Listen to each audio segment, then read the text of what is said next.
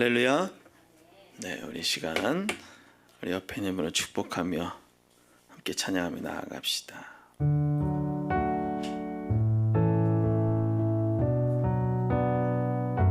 여러분 옆에 있는 분들이 여러분들의 귀한 축복의 통로임을 믿고 우리 시간 축복하며 나아갑시다.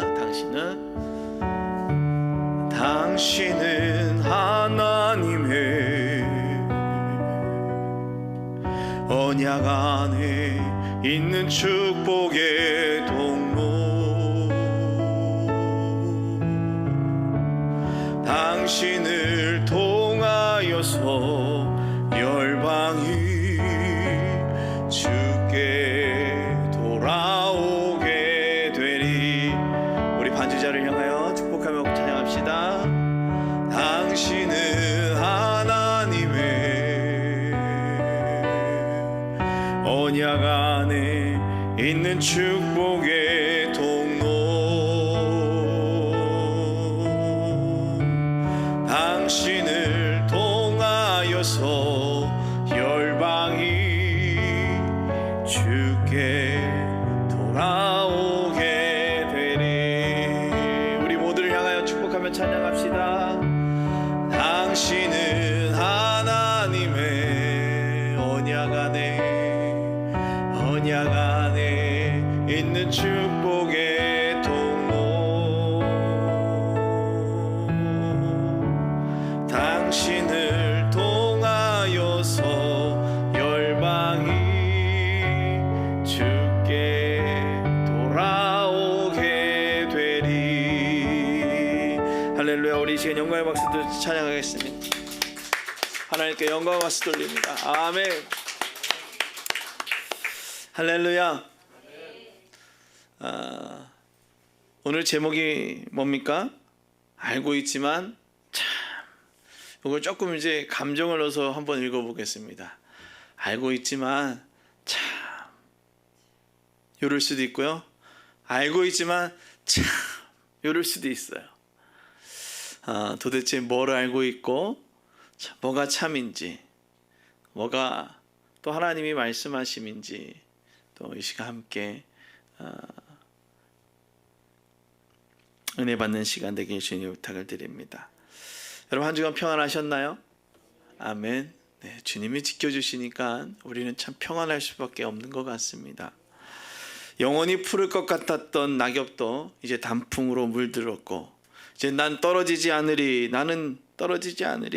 라고 얘기했지만 난 떨어지리, 나는 가리 말하는 계절, 오늘 가을의 끝자락, 또 겨울의 초입을 보내고 있는 것 같습니다. 삶을 돌아보니 영원할 것 같았는데 변하지 않고 있는 것, 변하고 있다는 것, 변하지 않을 것 같았는데 지금 수많은 것들이 변해가고 있다라는 것을 새삼 깨닫는 계절이지 않는가 생각됩니다. 여러분은 어떠신지요? 여러분도 그런 마음을 갖고 있는지 한번 여쭤보고 싶습니다. 우리네 삶은 한순간도 영원하지 못한 삶을 살고 있다는 것을 묵상하게 됩니다. 다시금 하는 계절인 것 같습니다. 그런 다시금이라는 생각을 하는, 정말 이거 뭐 영원할 것 같았는데 어제도 영원하지 못하고 오늘도 영원하지 못하고 우리에겐 영원이란 것이 없는 슬픈 인생이구나 라고 생각하는 것 같지만, 오늘 주님은 우리에게 다시금 은혜를 주는 것 같습니다. 우리가 이 아침 읽은 마태복음은 구약의 예언된 메시아의 이야기를 기록되어져 있는 마태복음입니다. 우리가 마태복음 서론에 읽어보면 누가 누구를 낳고 누가 누구를 낳고 누가 누구를 낳고 뭐 이런 말씀이 이렇게 있습니다. 왜 마태는 이 복음을 기록했는가라는 것입니다. 왜 이렇게 족보를 말하고 기록하고 있는가라는 것입니다. 그래서 무엇을 말하고자 하는 것인가 우리는 한번 기억해 봐야 할 것입니다. 오늘 이 시간 무엇을 말하고자 하는가를 기억하며 오늘 마태복음을 함께 읽어 나갔으면 좋겠습니다. 여러분 AD 30년경 그리고 십자가에 돌아가신 예수께서 부활하고 승천하신 직후는 얼마 동안은 유대파 기독교인들과 또 유대교의 회당뿐만 아니라 예루살렘에서 있는 성전에서도 모든 이들이 모여서 예배 드릴 수 있었습니다. 그러니까 예수님 당시까지 예수님이 돌아가시고 부활하셨고 다시 승천하신 그 잠깐의 시간에는 정말 서로가 평안히 예배를 드리고 있었습니다. 그런데 유대인들, 특히 이스라엘 하면 그들을 힘들게 했던 곳이 어디 있죠? 예수님 당시가 어디죠? 로마입니다. 그래서 로마인들과 유대인들 사이에 전쟁이 발발할 무렵 한 AD 66년부터 70년경인데 그때의 상황이 이제 점점점 안 좋게 변하기 시작합니다. 그래서 마태복음이 기록되던 시기 유대교와 기독교 사이에 내재되어 있는 차이점이 분명하게 이제 드러나기 시작합니다. 예수 그리스도가 이 땅에 오셔서 우리에게 말씀하신 은혜와 유대 전통 가운데 내려오고 있던 그들의 생각이 이제 확연하게 다르구나 라는 사실을 드러나게 되는 때가 오게 됩니다. 그래서 이러한 차이점 때문에 유대교와 평안히 지낼 수가 없었어요. 그래서 충돌이 일어났습니다. 또한 복음은 점점 이방 세계로 전파되고 있기도 했습니다. 개종한 이방인의 수는 늘어나고 교회 안에서 이들은 점점 더 중요한 위치를 차지하게 됩니다. 그런데 이렇게 중요한 위치에 있던 이방인 개종자들 중 유대교 영향을 받은 이방인 개종자에 대한 마태는 그들에게 대해서 관심을 갖게 되었습니다. 마태는 유대교 영향을 받은 이방인 개종자들을 염두하고 있었던 것이죠. 그래서 살아오던 삶의 환경은 변하지 않지만 체험하며 예수를 믿으려는 유대인 개종자들을 향한 마태의 꾸준한 사랑과 돌봄을 우리는 말씀을 읽을 때 느낄 수 있을 것입니다. 그리고 마태는 개종한 이방인들의 관심에 대해서 생각하며 세상 안에서 교회와 그리스도인들의 사명에 대해 기록한 것 같이 우리 또한 이러한 상황을 생각하며 은혜 받기를 주님의 이름으로 축원합니다. 그렇다면 신앙은 무엇인가라는 것입니다. 유대인들과 개종한 유대인들, 또 그들과 함께 살았던 그들의 모습, 그렇다면 그들이 가지고 있는 또 예수 그리스도가 말하고 있는 신앙은 무엇인가라는 것입니다. 한순간 변하기도 하지만 그 변하기까지 지속적인 관심과 꾸준함이 있어야 된다는 것입니다. 신앙생활하는 것 한순간에 변할 수 있는 것 같기도 하지만 지속적이고 꾸준함으로 주 앞에 나올 때 온전하게 변화되어지는 성화의 삶을 살아가게 되는 것입니다. 그래서 우리는 따라합니다. 약속을 믿고 기다려야 한다. 아멘. 누구를 약속을 믿고 기다려야 할까요? 하나님을 약속을 믿고 하나님의 약속을 믿고 우리는 기다려야 된다는 것입니다. 우리가 지키는 약속은 이렇습니다. 몇 월 며칠 몇 시에 만나자 또는 일을 시작하겠다는 약속과 계획을 세우기도 하고 있는데 하나님의 약속은 내가 몇 년 몇 월 며칠에 완벽하게 한꺼번에 이루겠다라는 그러한 완벽한 날짜와 시간, 요일이 없다라는 것입니다. 그런데 성경은 누구만 안다고 얘기하고 있습니까? 오직 아버지만 안다고 기록하고 있다는 것입니다. 우리 36절 말씀 한번 같이 보겠습니다. 36절에 뭐라고 나옵니까? 다 같이 읽습니다. 시작. 그러나 그 날과 그때는 아무도 모르나니 하늘의 천사들도 아들도 모르고 오직 아버지만 아시느니라. 아멘. 누가 안다고요? 오직 천사들도 모르고 아들도 모르고 아버지만 안다라는 것입니다. 오직 그때는 아버지만 아신다고 마태는 말하고 있습니다. 아무도 모르고 오직 아버지만 아시느니라. 이사야 2장 1절부터 3절까지의 말씀에 보면 이렇게 기록되어져 있습니다. 아모스의 아들 이사야가 받은 바 유다와 예루살렘에 관한 말씀이라. 만일에 여호와의 전에 산이 모든 산 꼭대기에 굳게 설 것이요 모든 작은 산 위에 뛰어나리니 만방이 그리로 모여들 것이라. 많은 백성이 가며 이르기를 오라 우리가 여호와의 산에 오르며 야곱의 하나님의 전에 이르자. 그가 그의 길을 우리에게 가르칠 것이라. 우리가 그 길로 행하라 하리니 이는 율법이 시온에서부터 나올 것이요 여호와의 말씀이 예루살렘에서부터 나올 것임이라. 아멘. 오늘 아모스의 아들 이사야가 예루살렘에 관한 예언을 합니다. 그러나 예언은 지금 당장 이루어지지 않았다라는 것입니다.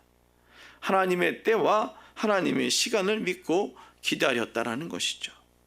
그것은 바로 꾸준함으로 약속의 말씀을 믿고 삶을 걸어갔다라는, 삶을 살아갔다라는 것입니다. 따라합니다. 약속의 말씀을 믿고 꾸준함으로 살아가자. 아멘. 약속의 말씀을 믿고 꾸준함으로 살아가는 것입니다. 유대인들의 역사를 보시기 바랍니다. 우리가 이제 2년 동안 계속해서 성경의 인물에 대해서 배우며 유대인들의 역사 그리고 유대인들의 삶이 어땠는지에 대해서 보게 됩니다. 그들의 삶을 보면 꾸준히 하나님만을 바라보지 못하며 사사시대부터 하나님과 함께 또는 하나님과 멀어지는 삶을, 하나님으로부터 멀어지는 삶을 살았던 그들이 있었다라는 것입니다. 한결같이 꾸준히 바라보는 것이 아니었다라는 것이죠. 여러분 사사기도 읽어보고 우리가 계속해서 그 이후에 열왕기 상하, 역대 상하를 읽어보면 그들의 왕들이 어떻게 행동을 했고 어떻게 살아갔는지를 어떻게 볼까요? 못 볼까요? 보게 된다라는 것입니다. 오늘 주님은 한결같이 그들이 꾸준히 바라보지 않고 있었다라고 말하고 있습니다. 약속을 믿는 자에게는 결과가 보이게 됩니다. 한결같이 꾸준함으로 믿는 그들, 약속을 믿고 그 시간까지 기다리고 있는 그들은 약속의 결과를 보게 되지만 약속을 믿지 않는 자들은 중간에 가다가 중도 포기한 자들은 약속을 어떻게 해요? 보지 못하게 되는 것입니다.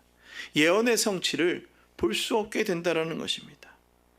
약속을 믿는 이들에게 보이는 은혜는 만남을 가질 때 보이게 됩니다. 그냥 약속을 믿고 가만히 있는다라고 되어지는 것이 아니라 그 약속을 믿는 사람들끼리 함께 모여 그 약속을 믿고 기도할 때 그 약속을 보게 되어지는 것이죠. 시편 122편 1절 말씀에 사람이 내게 말하기를 여호와의 집에 올라가자 할 때에 내가 기뻐하였도다. 어디에 올라갈 때요? 여호와의 집에 올라갈 때입니다. 하나님의 집에 올라가고 하나님의 성전에 올라갈 때 하나님은 우리를 보시며 기뻐한다라는 것입니다. 약속의 말씀을 기억하며 한결같이 여호와의 집에 올라갈 때, 따라합니다. 한결같이 여호와의 집에 올라갈 때, 아멘. 우리가 한결같이 여호와의 집에 올라가기를 애쓰고 힘쓸 때 하나님은 그 올라오는 자들을 보시고 기뻐하시는 겁니다. 그냥 기뻐하신다고요? 아닙니다. 여호와의 전에 올라가는 그들을 보시며 기뻐하시는 것입니다. 그리고 그들의 삶에 꾸준함으로 꾸준한 만남을 원하고 계시는 겁니다. 꾸준하게 누구를 바라보시는 겁니까? 하나님을 바라보고 주의 성전을 바라보는 자들에게 하나님은 기쁨으로 함께 하십니다. 성경을 읽다 보면 사람들의 모습에서 꾸준함보단 넘어졌다가 일어나기를 반복하는 삶을 보게 됩니다. 온전하게 꼭 지키는 사람이 있는 것이 그처럼 보이지만 온전하게 지키는 것보단 넘어졌다 일어났다 넘어졌다 일어났다를 반복하는 삶을 보게 됩니다. 우리는 창세기를 읽으면 어떤 것이 제일 많이 눈에 들어옵니까? 저는 창세기 1장을 얘기를 보면 너무나도 은혜가 됩니다. 창세기 1장에 보면 혼돈 가운데 여호와의 빛이 혼돈을 정리해 줍니다. 그리고 사람들은 에덴에서 살게 됐죠. 그런데 동산에서 꾸준히 하나님의 말씀을 지키며 살면 얼마나 좋았을까요? 하나님과의 만남을 계속 유지했으면 얼마나 좋을까요? 그러나 하나님 말씀보단 나의 생각이 앞서기 시작합니다. 이러한 일들을 한 번만 있는 것이 아니라 계속되어져 있었다라는 것입니다. 또 그래서 가인과 아벨의 이야기도 노아의 이야기도 읽으면서 우리는 하나님과의 관계를 어떻게 해야 될지 우리는 생각하게 될 것입니다. 꾸준히 하나님만을 바라보는 삶을 사는 것이 아니라 꾸준히 나의 욕심만을 바라보는 삶에서 우리는 벗어나야 될 것입니다. 따라합니다.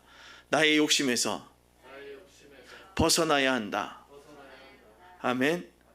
생각을 하고 결정할 때 어떤 가치관이 먼저 여러분들의 생각을 결정하게 됩니까? 하나님을 만난 사람들의 결정은 내가 먼저, 나의 욕심이 먼저가 아니라 무엇이 먼저입니까? 하나님의 나라와 영광을 위해 살아가는 것이 먼저다라는 것입니다.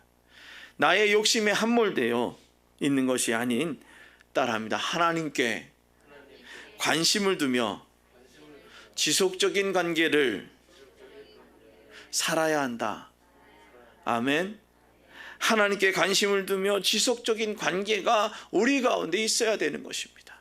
여러분들은 지속적인 관계를 해나가기를 원하십니까? 아멘. 그렇다면 하나님은 하나님을 만나기를 원하시는 거예요. 그래서 따라합니다. 하나님은 나와 만나기를 원하신다. 또 이렇게 고백했으면 좋겠습니다. 나는 하나님을 만나야 한다. 아멘. 우리는 그렇게 하나님을 만나기를 위해 하나님을 만나려고 해야 한다라는 것입니다. 하나님의 최종 목적이 무엇이라고 생각하십니까? 하나님의 최종 목적을 보면 우리와 만나 영원히 함께하기를 원하시는 것입니다. 우리가 마태복음 24장 37절부터 41절까지의 말씀을 우리 함께 읽어보도록 하겠습니다. 다 같이 한 절씩 우리 다 같이 한 목소리를 읽겠습니다. 노아의 때와 같이 인자의 임함도 그러하리라. 홍수 전에 노아가 방주에 가던 날까지 사람들이 먹고 마시고 장가들고 시집가고 있으면서 홍수가 나서 그들을 다 멸하기까지 깨닫지 못하였으니 인자의 임함도 이와 같으리라. 그때에 두 사람이 밭에 있음에 한 사람은 데려가고 한 사람은 버림둠을 당할 것이요 두 여자가 맷돌질을 하고 있음에 한 사람은 데려가고 한 사람은 버려둠을 당할 것이니라. 아멘.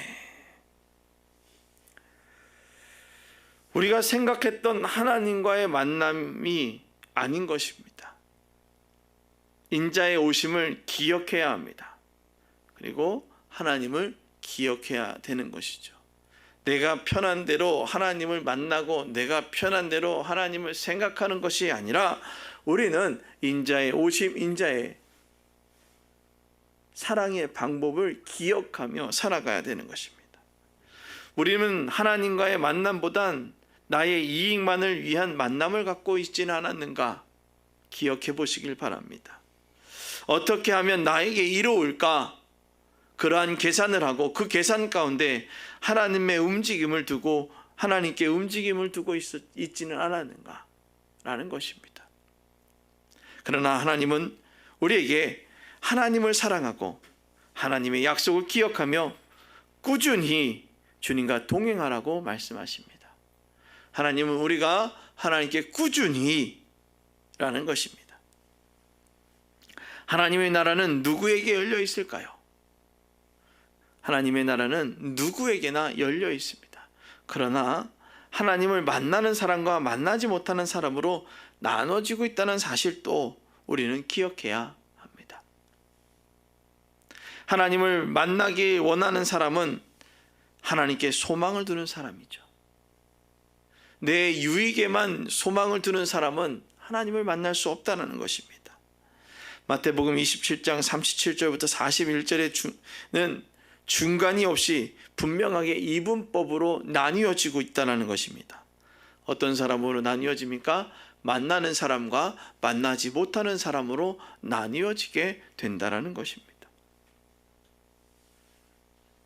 그러나 당장 우리가 무엇을 만났는지 알 수는 없으나 분명한 것은 지나보면 결과는 보이게 됩니다. 따라합니다. 지나보니 결과가 보이더라. 아멘. 지나보니 결과는 보이게 되더라는 것입니다.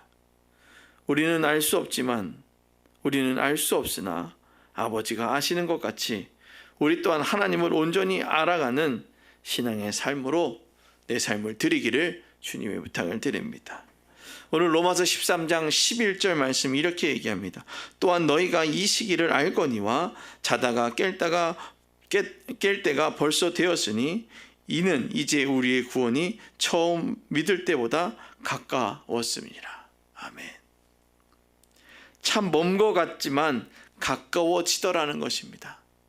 아직 먼 이야기 같지만 점점점 처음 그 마음이 들었을 때보단 가까이 왔다라는 것입니다. 아직 만나려면 먼 것 같은데 어느덧 만나게 될 것이다 라는 것입니다. 로마서 13장 12절부터 14절에 이렇게 얘기합니다. 밤이 깊고 낮이 가까웠으니 그러므로 우리가 어둠의 일을 벗고 빛의 갑옷을 입자. 낮에와 같이 단정히 행하고 방탕하거나 술 취하지 말며 음란하거나 호색하지 말며 다투거나 시기하지 말고 오직 주 예수 그리스도로 옷 입고 정욕을 위하여 육신의 일을 도모하지 말라. 아멘. 만난다는 것은 참 설레이는 일이기도 합니다. 그런데 시간이 지체되면 지체될수록 포기하려고도 합니다. 지체된다고 아직 만나지 못했다고 포기하는 것이 아니라 더욱더 그 만남의 순간까지 어둠의 일을 벗고 빛의 갑옷을 입어야 할 줄로 믿습니다.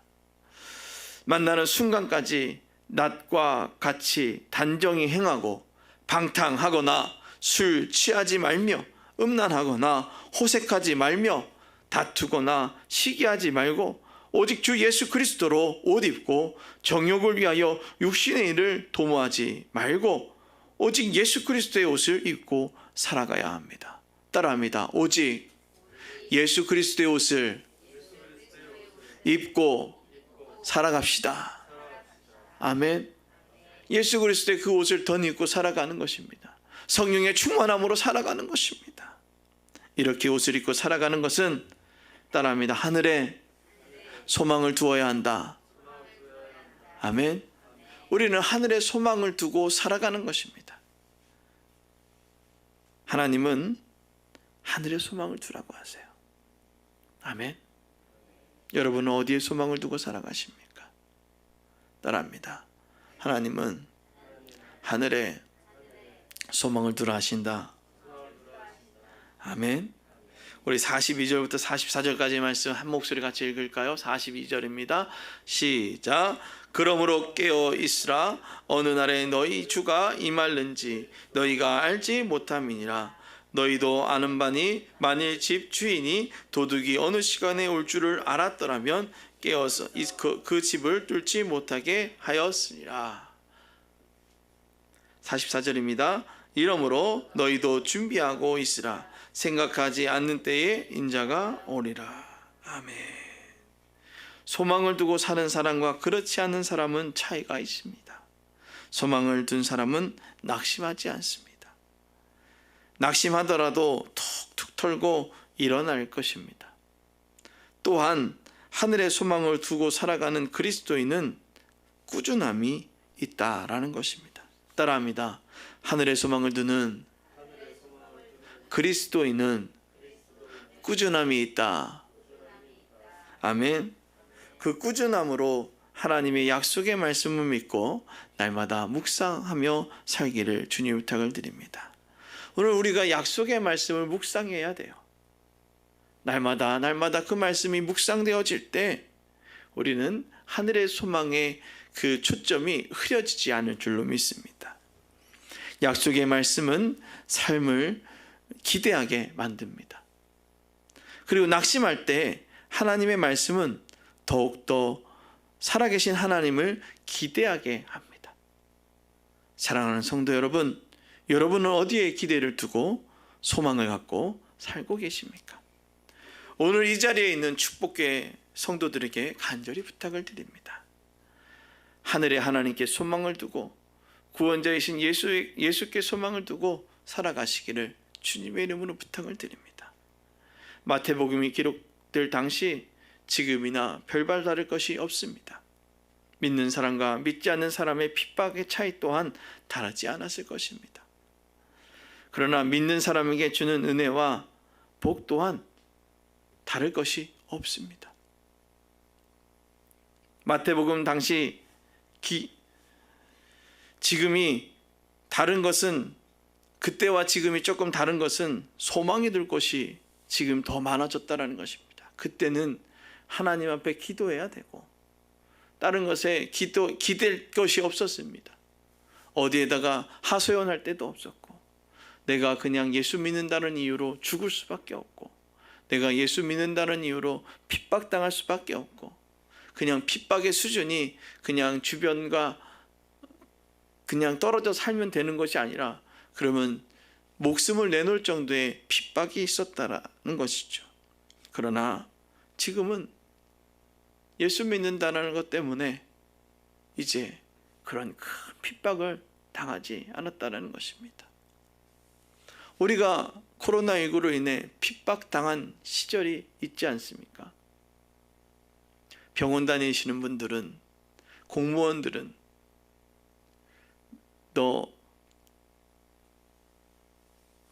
교회 가지 마라, 예배 드리러 교회 가지 마라, 이 얘기를 공공연하게 직장 내에서 했었다라는 것입니다. 왜요? 이제 그들은 그럴 때 소망을 둘 곳이 어디이겠습니까? 그들의 소망은 어디에 있었겠습니까? 무엇을 의지했겠습니까? 하나님의 능력을 망각할 만한 놀라운 일들이 지금 일어나고 있습니다. 아픈 사람들, 힘든 사람들 주님 앞에 무릎 꿇으라 그러면 무릎 꿇기보단 다른 것을 먼저 하고 있다라는 것이죠. 사랑하는 성도 여러분, 하나님을 전적으로 믿고 소망을 두는 사람들이 점점 들어가고 있다는 이 시대, 이제 여러분들은 하나님께 진정으로 소망을 두고 더 전적으로 의지하며 기도하시기를 주님의 부탁을 드립니다. 많은 사람이 세상에 소망을 두고 있을 때 우리는 더욱더 살아계신 하나님께 소망을 두며 이제 소통해야 됩니다. 그냥 일방적으로 하나님께 말하고 끝나는 것이 아니라 이제 하나님, 내게 무엇을 원하십니까? 어디에 어떻게 가야 하겠습니까? 라고 기도할 수 있는, 소통할 수 있는 그러한 믿음이 있기를 주님의 부탁을 드립니다. 일상의 모든 순간 하나님과 소통하며 영적인 막힘이 없이 하나님과 순환되어야 합니다. 우리의 막혀있는 삶의 문제가 무너지고 하나님으로부터 오는 공급이 끊어지지 않도록 우리의 길을 만드시는 하나님의 역사를 믿고 기다리며 하나님께 소망을 두어야 합니다. 따라합니다. 하나님께 소망을 두어야 한다. 아멘. 하나님께 소망 두는 사람들은 하나님의 성 안에 있는 자들입니다. 그 성에 있는 자들은 평안하게 될 것입니다. 시편 122편 7절부터 9절은 이렇게 기록합니다. 내 성 안에 평안이 있고 내 궁중에는 형통함이 있을지어다. 내가 내 형제와 친구를 위하여 이제 말하리니 내 가운데 평안이 있을지어다. 여호와 우리 하나님의 집을 위하여 내가 너를 위하여 복을 구하리로다. 아멘. 하나님께 소망을 두고 그의 성전에 있는 이들에게 주는 놀라운 은혜를 구해야 합니다. 날마다 그날을 기대하며 나갈 분명한 이유는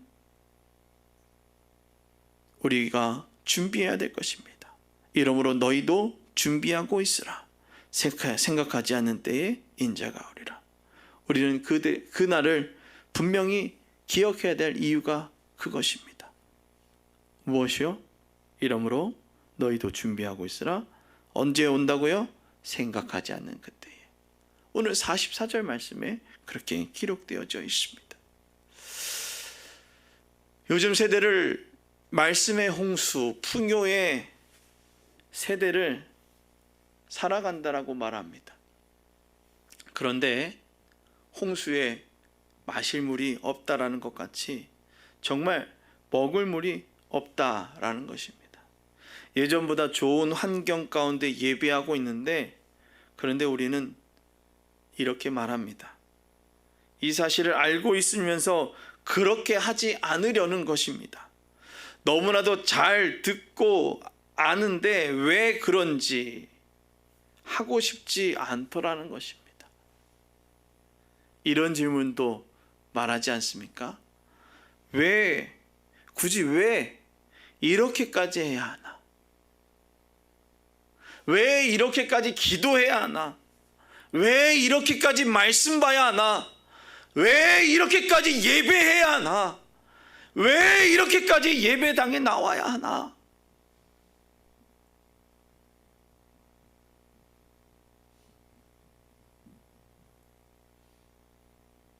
이런 질문을 할 때 다시금 물어보고 싶습니다.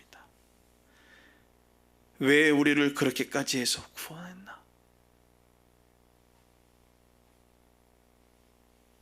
하나님은 우리를 만나기 위해 그렇게까지 하면서 우리를 사랑하셨습니다. 그 사랑에 우리가 어떻게 표현하며 살아갈 수 있겠습니까?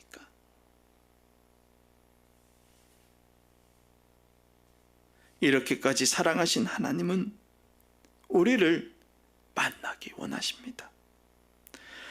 그리고 우리가 세상을 살아가며 하늘에 소망을 두고 세상을 살아가며 낙심하거나 아프지 말고 하나님께 온전히 시선을 돌리기를 원하십니다. 모르는 사람보다 더 미운 사람이 있다고 합니다. 알고는 있지만, 들어서 알고는 있지만 하려고 하지 않는 사람을 볼 때 더 밉다고 합니다. 사랑하는 성도 여러분, 알고 있다면 이제 어둠 가운데 그렇게까지 하며 우리를 사랑하신 하나님께 최선을 다해 살아갈 수 있기를 주님의 이름으로 부탁을 드립니다. 칠흑같이 어두운 이 세상 가운데 빛으로 오신 그리스도를 기억하며 대림을 묵상하시기를 주님의 이름으로 부탁을 드립니다. 또한 복음을 전하기 위해 최선을 다하는 우리 모두가 되기를 주님의 이름으로 축원합니다. 기도하겠습니다. 걸어가신 하나님, 알고는 있지만 참 우리의 행위를 보면 아는 것 같이 살아가지 않을 때가 너무나도 많습니다. 너무나도 잘 알아서 내가 알고 있는 이유와 당위성으로 말합니다. 왜 꼭 그렇게까지 해야 돼?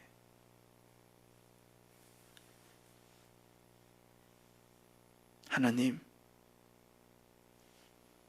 자신을 내어주기까지 우리를 사랑하셨던 예수님, 그 사랑을 기억하며 우리도 그렇게까지 사랑할 수 있도록 주를 향하여 온전히 예배하는 믿음의 자녀들 되어지게 하여 주옵소서. 대림절 첫 번째 주일을 주님 앞에 보내고 있습니다. 빛 가운데, 어둠 가운데 빛으로 오신 주님, 많은 것들이 풍요롭지만 그 안이 어둡고 그 안이 혼돈스러운 이들 가운데 다시 빛으로 찾아오시며 우리에게 다가오시는 그리스도의 사랑을 잊지 않고 알므로 멈춰 있는 것이 아니라 알므로 살아내는 믿음의 자녀들 되어지게 하옵소서. 감사드리며 예수님의 이름으로 기도드리옵나이다. 아멘. 우리 옆에 있는